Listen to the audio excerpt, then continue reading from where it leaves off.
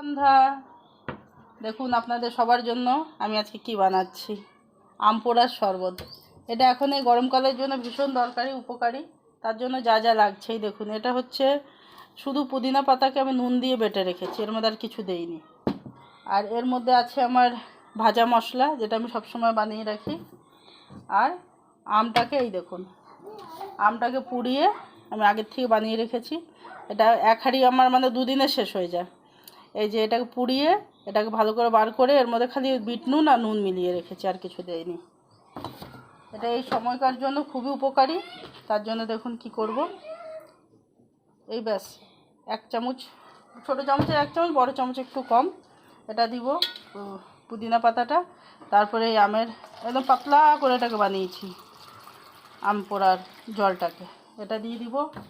উপর থেকে একটু ভাজা মশলা দিব, এতটুকুনো। এটা নিজের ইচ্ছা মতো যে যতটা মশলা দিতে পারে, কিন্তু এতটা সাফিসিয়েন্ট দিয়ে ভালো করে এটা গুলে দিব। আর এটা ঠান্ডা জলে গোলা হয়েছে। আমাদের বরফ আমি একটু দিব, বরফ দিলে আরও টেস্টি হয়।